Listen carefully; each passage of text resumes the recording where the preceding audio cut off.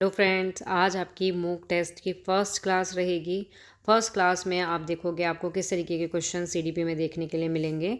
ठीक है, इसमें एक भी क्वेश्चन को स्किप नहीं करना, क्योंकि एक के बाद एक क्वेश्चन जो मिलेगा, जो न्यू क्वेश्चन मिलेगा, उसमें आपको कुछ ना कुछ नया देखने को सीखने को मिलेगा। नाउ स्टार्ट करते हैं आज की क्लास। तो जो भी क्वेश्चन अटैम्प्ट करते रहोगे देन उसके आंसर जो है कमेंट बॉक्स में भी लिखते रहना। नाउ फर्स्ट क्वेश्चन आता है आपका।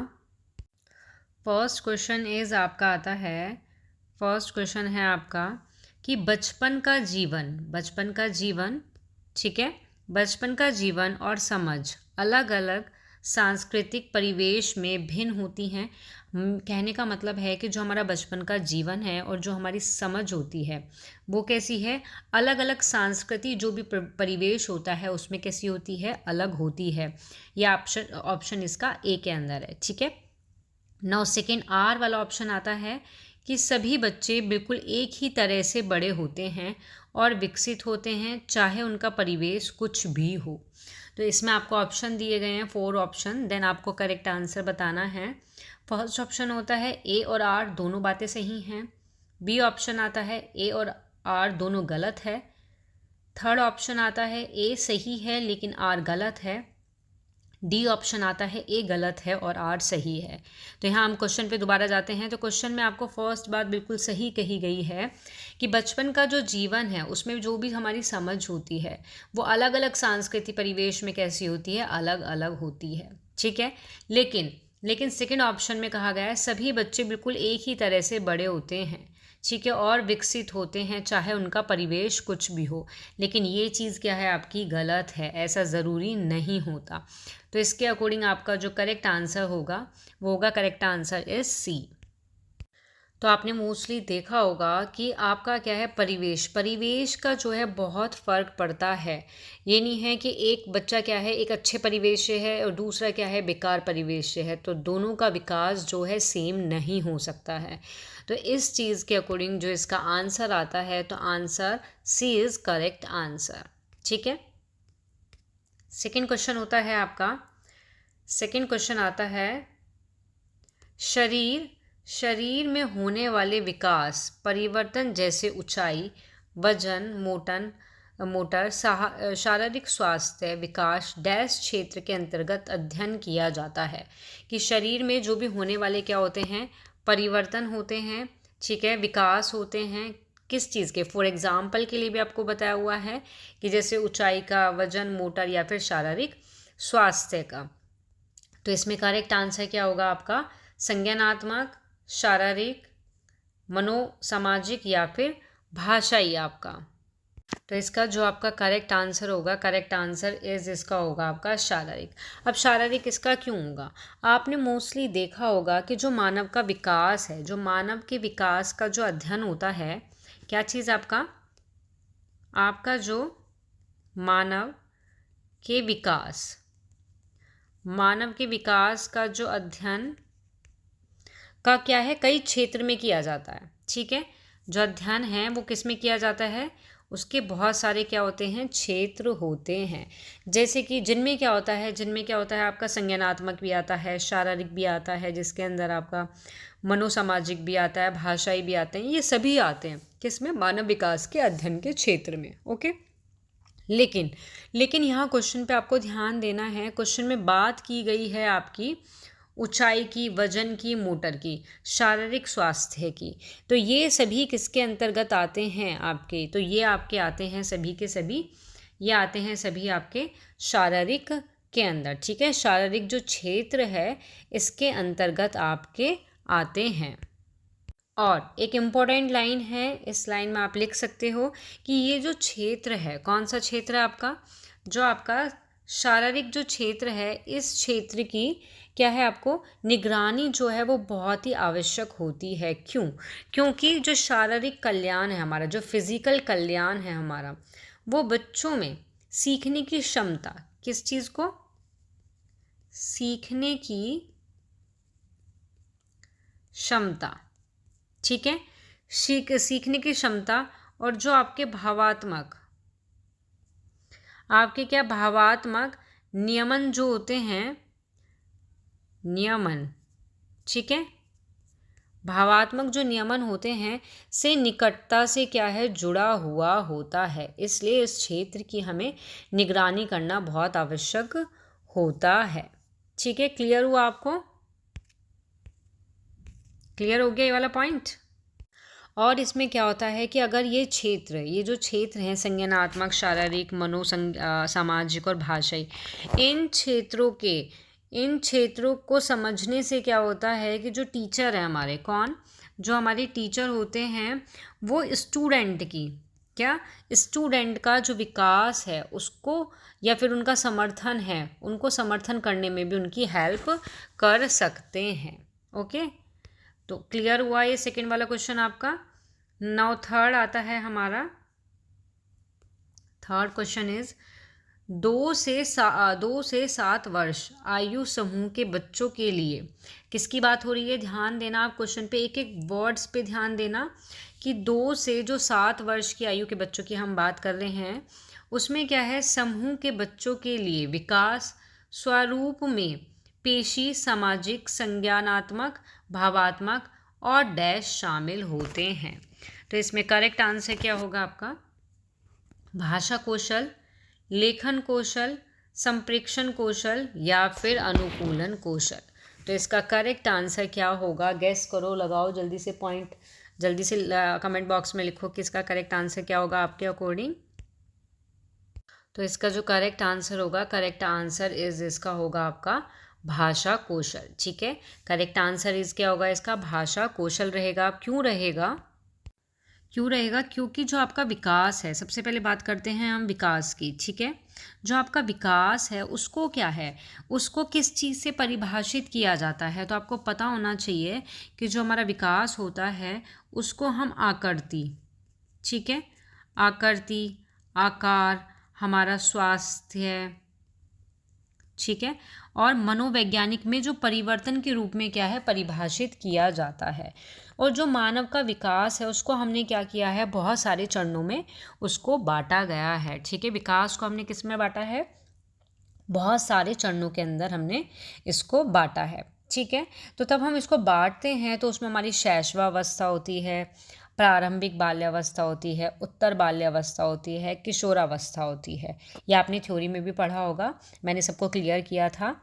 देन हमारा जो हम बात कर रहे हैं, यहाँ पे क्वेश्चन पे आते हैं, हम बात कर रहे हैं 2 से 7 वर्ष। तो जो 2 से 7 वर्ष है वो हमारा प्रारंभिक बाल्यावस्था के अंदर आता है। प्रारंभिक बाल्यावस्था, ठीक है, क्या आता है हमारे? 2 से जो 7 वर्ष की आयु के बालक होते हैं वो आते हैं प्रारंभिक बाल्यावस्था के अंदर। अब आपको इसमें ध्यान रखना है, ये क्या है, ये हमारा प्री स्कूल चरण के रूप में भी जाना जाता है। जो आपका प्रारंभिक बाल्यावस्था है ये किसके रूप में जाना जाता है? ये आपका ये प्री स्कूल, किसके? प्री स्कूल, ठीक है, जो आपके प्री स्कूल होते हैं उसके रूप में भी जाना जाता है। और इस स्तर पर क्या है, कल्पना जो है एक तरह से असीम है। ठीक है, इस अवधि के दौरान क्या होता है, जो विकास दर है वो शैशवावस्था से क्या होती है, धीमी हो जाती है और क्या हो जाती है, स्थिर हो जाती है। इस क्वेश्चन के साथ साथ जो प्रारंभिक बाल्यावस्था है आपको उससे रिलेटेड भी बातें बताई जा रही हैं, देन आप उसको नोट करके लिख सकते हो। ठीक है, तो इसमें क्या है, तो जब तक बच्चा क्या है 5 वर्ष की आयु तक पहुंच जाता है तब क्या होता है, उसके मस्तिष्क का जो 90% वजन के साथ तेजी से क्या है, बढ़ता रहता है। ठीक है, और जो प्रारंभिक बाल्यावस्था है इस स्तर पर जो भाषा का विकास होता है, किसका? जो भाषिक कौशल का जो विकास होता है वो बहुत तेज गति से होता है। और जो शब्दावली है, जो शब्दावली होती है वो भी, उसका भी जो विकास है वो बहुत तेज गति से होता है। और बच्चा इन शब्दों का जो उपयोग है, जो भी ये शब्द हैं उसका उपयोग चीज़ और लोगों के बारे में सवाल पूछने के लिए क्या है, मोस्टली करता है। कौन? बच्चा। ठीक है, इसलिए हम कह सकते हैं कि सामाजिक, संज्ञानात्मक, भावात्मक और भाषाई जो कौशल होता है ये शामिल होता है 2 से 7 वर्ष की आयु के समूह के बच्चों के लिए। ठीक है, उनके विकास के स्वरूप के अकॉर्डिंग। ठीक है, नाउ हमारा नेक्स्ट थर्ड के बाद 4 क्वेश्चन आता है। 4 क्वेश्चन इज निम्न में से कौन सा वृद्धि और विकास की प्रक्रिया के लिए सही है। बात हो रही है यहाँ पे, ध्यान देना, वृद्धि और विकास के बारे में बात हो रही है। इनकी प्रक्रिया के लिए कौन सा ऑप्शन बिल्कुल करेक्ट रहेगा। तो नाउ फर्स्ट ऑप्शन आता है हमारा, दोनों प्रक्रिया किसी बाहरी हस्तक्षेप के बिना साथ चलती हैं। ठीक है। सेकेंड ऑप्शन आता है हमारा, यदि विकास अनुसरण करे तो तब वृद्धि संतोषजनक होती है। थर्ड ऑप्शन आता है कि दोनों प्राकृतिक प्रतिक्रियाएं हैं।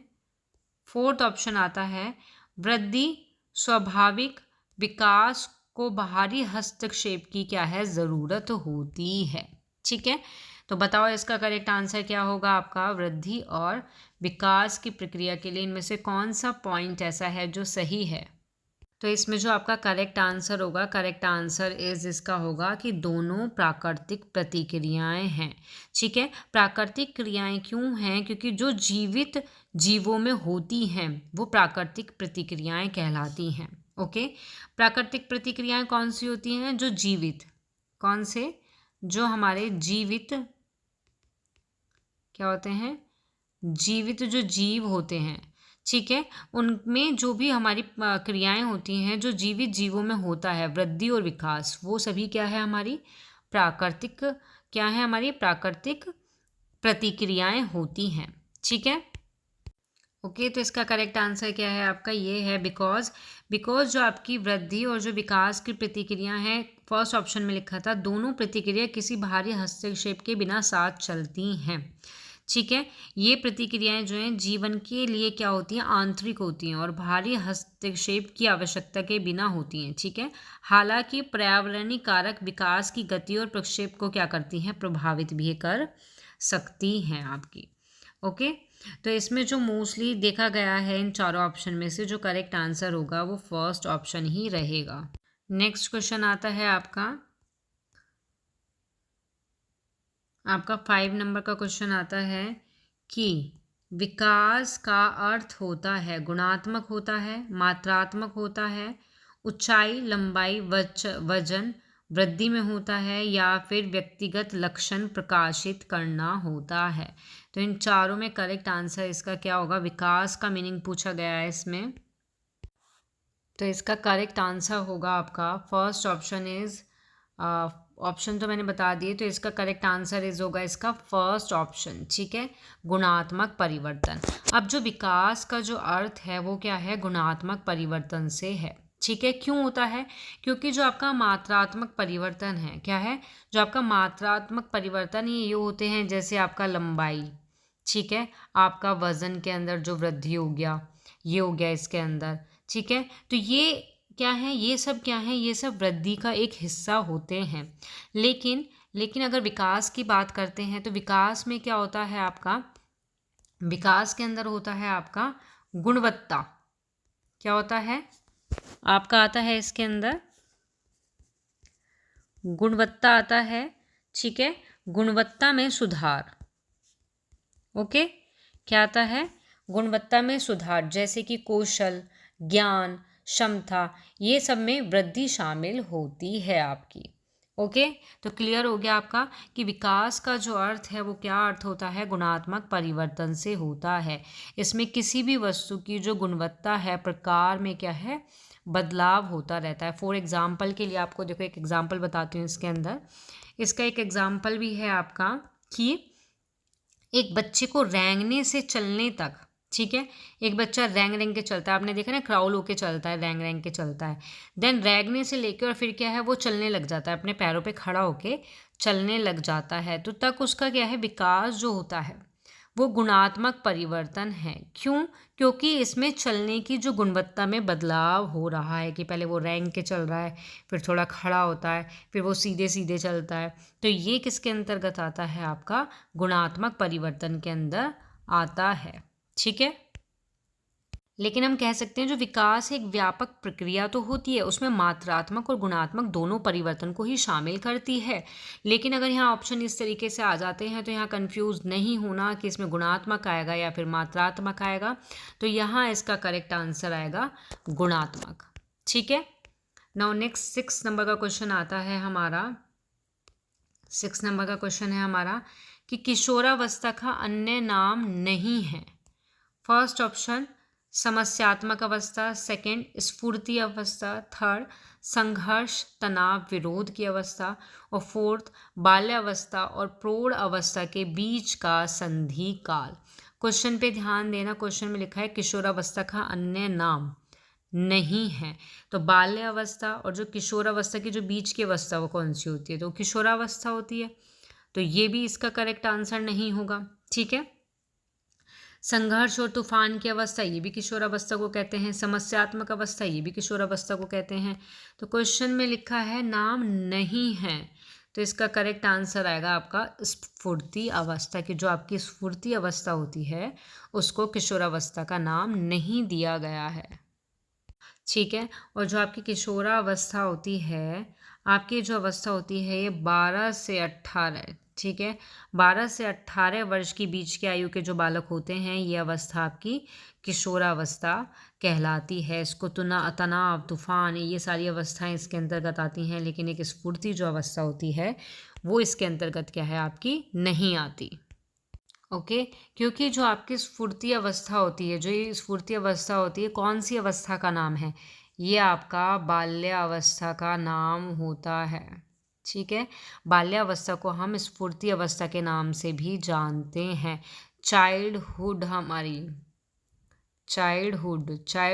जो हमारी अवस्थाएं होती है उसको हम स्फूर्ति अवस्था के नाम से जानते हैं, जबकि एडोलसेंस जो होती है आपकी, जो आपकी किशोरावस्था होती है, उसको हम समस्या, संघर्ष और बाल्यावस्था और प्रौढ़ अवस्था के बीच का संधिकाल उसको माना जाता है। ठीक है।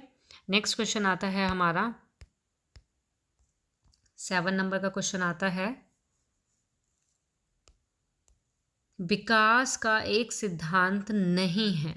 फर्स्ट, ये सभी के लिए समान गति से आगे नहीं बढ़ता है। यह असंगत प्रतिक्रिया है। यह हमेशा रैखिक होता है और विकास की सभी प्रतिक्रियाएं आपस में जुड़ी नहीं होती हैं।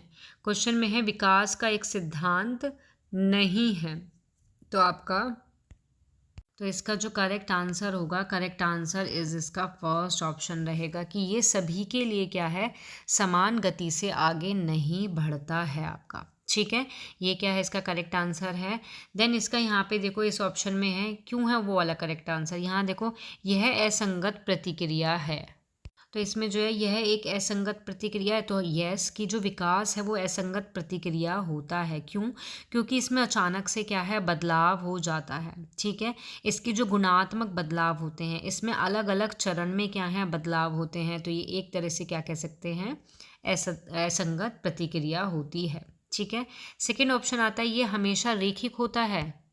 सॉरी, क्वेश्चन पे ध्यान देना, क्वेश्चन में यहाँ आएगा आपका विकास का एक सिद्धांत है। ठीक है। क्योंकि फर्स्ट ऑप्शन तो आपका ये कहता है कि ये सभी के लिए समान गति से आगे नहीं बढ़ता, तो ये जो है ये सभी के लिए समान गति से आगे नहीं बढ़ता है ना। यहाँ आपका क्वेश्चन यही है कि विकास का एक सिद्धांत नहीं है, तो ये वाला सिद्धांत तो इसका है। क्यों? क्योंकि ये सभी के लिए समान गति से आगे नहीं बढ़ता है विकास। ठीक है। क्वेश्चन में है ये असंगत प्रतिक्रिया है, तो विकास जो होता है वो असंगत प्रतिक्रिया भी होती है। डी ऑप्शन आता है विकास की सभी प्रतिक्रियाएं आपस में जुड़ी नहीं होती हैं, तो ये क्या है, आपस में नहीं जुड़ी होती हैं।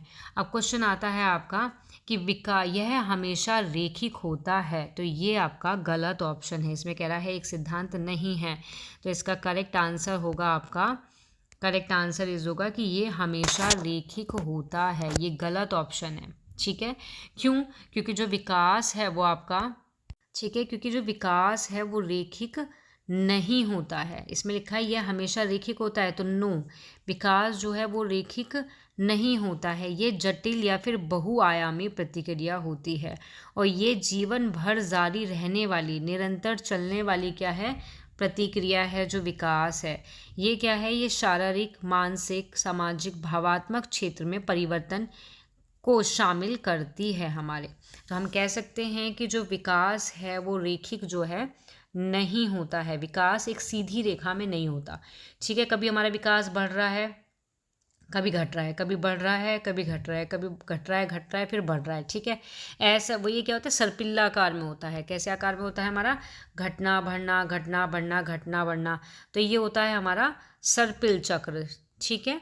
कौन सा चक्र बोलते हैं, सर्पिल चक्र की तरह होता है। इसमें उतार चढ़ाव होते रहते हैं, इसमें विभिन्न स्तर पर परिवर्तन जो हैं वो भी आपके शामिल होते रहते हैं। तो हम कह सकते हैं कि जो विकास है वो क्या है आपका, हमेशा रेखिक नहीं होती।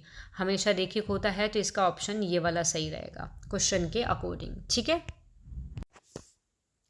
नेक्स्ट क्वेश्चन है हमारा, 7 क्वेश्चन हो गए। नेक्स्ट हमारा 8 क्वेश्चन आता है। 8 नंबर का क्वेश्चन आता है कि मानव विकास दोनों के संयुक्त योगदान का उपदान है। माता पिता, शिक्षक, आपका आनुवंशिक, पर्यावरण, या फिर सामाजिक सांस्कृतिक, या फिर आपका कोई भी नहीं। तो करेक्ट आंसर इसका क्या होगा आपका, तो इसका जो करेक्ट आंसर होगा, करेक्ट आंसर इसका आनुवंशिक और पर्यावरण रहेगा। क्यों, क्योंकि जो मानव के विकास के लिए क्या है आपके, जो आनुवंशिक और जो पर्यावरण होते हैं, इन दोनों का ही बहुत महत्वपूर्ण योगदान होता है। क्योंकि जो आपका आनुवंशिक है, आनुवंशिकता की अगर हम बात करते हैं कि ये एक क्या है, व्यक्ति की, कोई भी एक व्यक्ति है, ठीक है, इसकी क्या है, इसकी आपकी शारीरिक, क्या चीज़, आपकी शारीरिक और जो मानसिक होता है, ठीक है, शारीरिक और मानसिक जो विशेषताओं को क्या करती है, निर्धारित करती है। लेकिन अगर हम बात करते हैं यहाँ आपके इन्वायरमेंट की, पर्यावरण की, तो ये उन कारकों को संदर्भित करता है जो व्यक्ति के विकास को क्या करते हैं, आपके प्रभावित करते हैं। तो हम कह सकते हैं कि इन दोनों का ही क्या होता है, योगदान होता है। आपका जो आनुवंशिकता जो होती है, आपकी जो आपकी आनुवंशिकता होती है, हेरिडिटी जिसको बोलते हैं हम, ये एक हमारी ऐसी प्रक्रिया है जिसके द्वारा क्या होता है कि जो माता पिता होते हैं, ठीक है, क्या होता है, जो माता, क्या होता है, जो आपके माता और जो पिता होते हैं, ठीक है, इनके जो जीन होते हैं, इनके क्या होते हैं आपके, इनके क्या होते हैं, जीन होते हैं। तो ये जीन जो है ये अपने बच्चों को क्या कर देते हैं, ट्रांसफ़र कर देते हैं, स्थानांतरित कर देते हैं। और ये जीन शारीरिक और मानसिक विशेषता, जैसे कि आपने मोस्टली देखा होगा कि बच्चों का जो आइज़ का कलर होता है, उनकी जो हाइट होती है, उनकी जो बुद्धि होती है, ये सब क्या है, इनको प्रभावित करता है। आपने देखा होगा कि बहुत से माता पिता ऐसे होते हैं जिसमें से किसी की आँख कहारी होती हैं, तो उनके बच्चों की आँख भी कहारी मिलेंगी 99%। सबका नहीं बोल सकते। हाइट का देखा होगा, छोटे कद के जो माता पिता होते हैं उनके बच्चे भी कैसे होते हैं, छोटे कद वाले होते हैं। तो ये होता है आपका आनुवंशिक का, ठीक है। बात करते हैं यहाँ पर्यावरण की, किसकी, पर्यावरण की, जिसको हम बोलते हैं एनवायरनमेंट। तो ये उन कारक का एक समूह होता है जो एक व्यक्ति के विकास को क्या करता है, प्रभावित करता है। फॉर एग्जाम्पल में बोल सकते हैं जैसे हमारा परिवार, जो हमारी फैमिली होती है, ठीक है, समुदाय, हमारी जो शिक्षा होती है, सामाजिक या फिर हमारी आर्थिक स्थिति होती है। तो हम इस तरीके से कह सकते हैं। और देखो इसका एक एग्जाम्पल भी बताती हूँ मैं, कि एक एग्जाम्पल है इसको समझने के लिए, एक बच्चे का, ठीक है, कोई भी एक बच्चा है, मान लो कोई भी एक बच्चा है XYZ, एक बच्चा है, उसका जन्म एक ऐसे परिवार में हुआ है जहाँ पे क्या होता है, माता पिता शिक्षित होते हैं और सफल होते हैं। तो बच्चों के पास क्या है, आनुवंशिक रूप से एक मजबूत आधार होता है, ठीक है, वे अपने माता पिता से प्रेरणा और समर्थन प्राप्त क्या है, कर सकते हैं, जो उसे अपने लक्ष्य को प्राप्त करने में क्या करता है, हेल्प करता है, ठीक है। और एक बच्चे का जन्म एक ऐसे परिवार में हुआ है जहाँ माता पिता क्या हैं, गरीब हैं, अपोजिट। अभी तो मैंने जो बात बताई वो बताई कि जो माता पिता कैसे हैं, आपके शिक्षित हैं, ठीक है, तो वो क्या कर सकते हैं, हेल्प कर सकते हैं। अब दूसरी तरफ एग्जाम्पल है कि माता पिता कैसे हैं, गरीब हैं और अशिक्षित हैं। तो बच्चे के पास आनुवंशिक रूप से एक कमज़ोर आधार हो गया और उसे अपने परिवार, जो आपका क्या है, पर्यावरण के अंदर आता है, अपने परिवार से कम समर्थन प्राप्त होता है, जो उसे क्या है, अपने लक्ष्य को प्राप्त करने में बाधा डाल सकता है। तो क्लियर हो गया आपको कि इन दोनों का ही योगदान होता है इसके अंदर, ठीक है। 9 नंबर का क्वेश्चन आता है कि विकास का सिर पद मुख दिशा का सिद्धांत व्याख्या करता है कि विकास इस प्रकार से आगे बढ़ता है, ग्रामीण से शहरी क्षेत्र की ओर, सिर से पैर की ओर, सामान्य से विशिष्ट की ओर, या फिर भिन्न से एकीकृत कार्य की ओर। तो इसमें आपका जो ऑप्शन होगा, कौन सा करेक्ट ऑप्शन होगा, इसका होगा सिर से पैर की ओर। ठीक है, क्योंकि जो विकास का शिरोमुखी, इसको हम ये भी बोलते हैं, जो हमारा सिद्धांत है इसको हम ये भी बोलते हैं शिरोगामी। ठीक है, शिरोगामी सिद्धांत ये बताता है सिर से पैर की ओर जो होता है। दूसरे शब्द में, एक तरह से दूसरे वर्ड्स में हम इसको कह सकते हैं कि बच्चे पहले सिर पर नियंत्रण करना सीखते हैं। किस पर? जो उनका सिर होता है उस पर नियंत्रण हासिल करते हैं, और फिर धीरे धीरे अपने शरीर के जो बाकी हिस्से हैं उस पर नियंत्रण हासिल करते हैं, जैसे कि हाथ और पैर। फर्स्टली क्या होता है, हमारा सिर होता है, देन उसके बाद हमारे हाथ और पैर आते हैं। ठीक है, तो इसका करेक्ट आंसर होगा सेकेंड ऑप्शन। नेक्स्ट क्वेश्चन आता है, नेक्स्ट और आपका लास्ट क्वेश्चन है, 10 नंबर का क्वेश्चन है कि मानव का विकास, मानव विकास है आपका मात्रात्मक, गुणात्मक, कुछ हद तक मापने योग्य, या फिर मात्रात्मक और गुणात्मक दोनों होता है। तो करेक्ट आंसर इसका होगा मात्रात्मक और गुणात्मक दोनों ही होता है आपका। ठीक है, तो करेक्ट आपको समझ भी आ गया होगा, ये तो समझ आ गया होगा कि इसका 4 ऑप्शन क्यों है। मैंने थोड़ी देर पहले भी बताया था, मात्रात्मक और गुणात्मक में डिफरेंसेस बताए थे, विकास के बारे में ही इसको डिस्कस किया था। लेकिन एक बार और कर देती हूँ मैं कि जो मानव का विकास है वो मात्रात्मक और गुणात्मक दोनों होता है। अब क्यों होता है दोनों होता है? बिकॉज मात्रात्मक जो होता है इसमें क्या आता है, इसमें हमारी योग्यता आती है, हमारा भार आता है, हमारे विभिन्न अंगों के ज्ञान आते हैं, ये सभी आते हैं। अब हमारा क्या होता है, जबकि गुणात्मक में क्या होता है, इसमें योग्यता, अभिवृत्ति, व्यक्तित्व, एकाग्रता, ये सभी क्या होते हैं, ये सभी हमारे शामिल होते हैं। ठीक है, तो इस तरीके से हम कह सकते हैं कि जो हमारा मानव का जो विकास है, तो मानव का जो विकास है वो क्या है हमारा, दोनों ही होता है। गुणात्मक परिवर्तन तब होता है हमारा जब व्यक्ति प्रगति और उस तरह से अलग हो जाते हैं जैसे वे पहले थे, जिस तरह से एक व्यक्ति दुनिया को मानता है कि व्यवहार करता है या फिर सोचता है। और मात्रात्मक में आके क्या होता है परिवर्तन में, ये तब होता है जब व्यक्ति नई जानकारी, अनुभव प्राप्त करते हैं, जैसे कि व्यक्ति, तो क्या होता है आपका कि जो मात्रात्मक परिवर्तन तब होता है जब व्यक्ति नई जानकारी और अनुभव प्राप्त करते हैं, जैसे कि व्यक्ति मजबूत बनते हैं, बड़े होते हैं, अधिक वजन या फिर ऊंचाई प्राप्त करते हैं। ठीक है, तो इस तरीके से जो इसका आंसर है वो इसका आंसर ऑप्शन इज होगा डी। ठीक है, तो ये आपके 10 क्वेश्चन हैं। 10 क्वेश्चन की आपका मॉक टेस्ट फर्स्ट क्लास है आपकी। इन 10 क्वेश्चन को आप अच्छे से पढ़ना और बताना मेरे को कि आपके कितने क्वेश्चन, 10 में से कितने क्वेश्चन आपके करेक्ट रहे हैं। तो यहाँ आपकी क्लास जो होती है वो ओवर होती है। नाउ नेक्स्ट क्लास में मिलेंगे हम। Thank you.